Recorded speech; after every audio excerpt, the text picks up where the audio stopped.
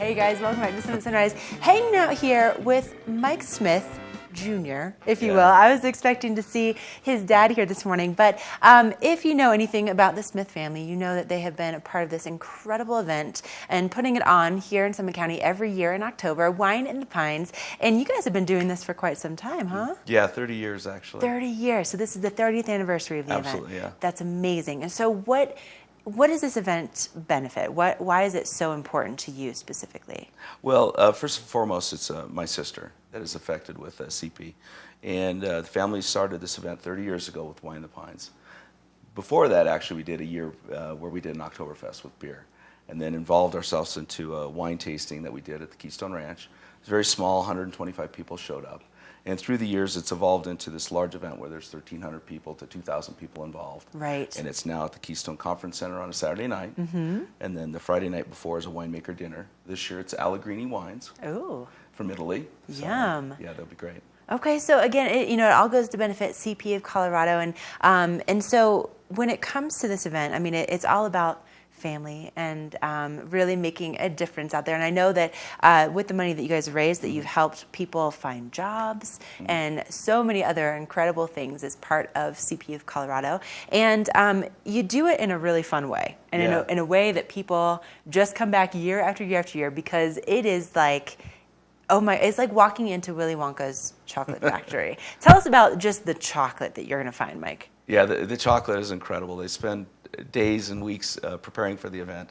They're at Keystone, and the Eiffel Towers and so forth and so on that have always been created. And the chocolate is really a highlight for many, many, many people. Oh yes, definitely. But then beyond the chocolate, I mean, you walk in, you see the chocolate, but then there's also all these amazing stations of food from around Keystone, which has some of the best food in the state. We're talking, Absolutely. 4-star, 5-star, and you get to sample these amazing dishes. Absolutely. You have Keystone Ranch, you have the Alpenglow Stube, you have the Ski Tip Ranch, you have the Bighorn Steakhouse, and then the Keystone Conference Center as well. And then in at Keystone as well does a food station.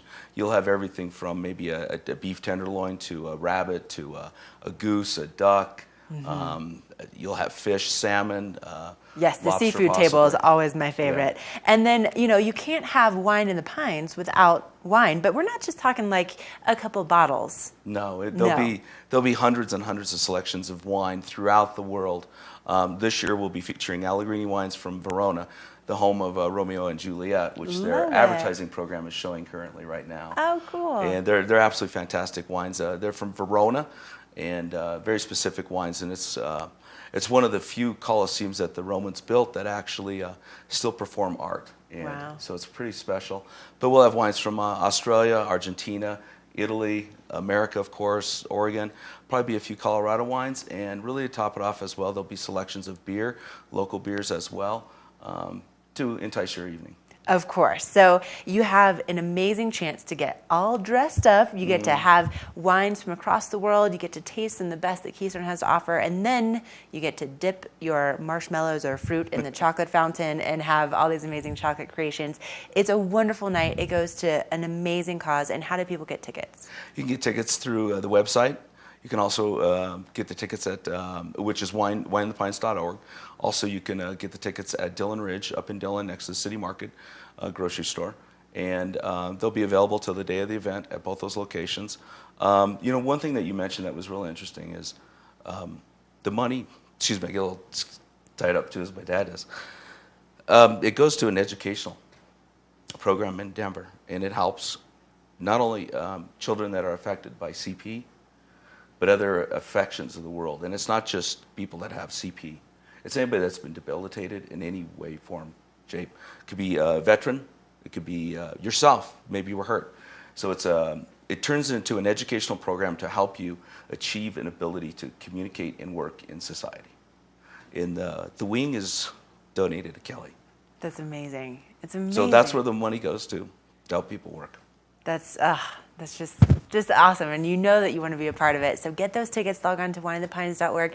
Mike, thank you so much for coming on. Thanks. It's so nice to officially meet you. Yeah, absolutely. And again, it's coming up later on in October. We are going to take a break for about 24 hours or so. We'll be back bright and early tomorrow morning, and we'll be back with a fresh edition on Friday. So have a wonderful week out there, and we'll see you bright and early on Friday morning. Yeah.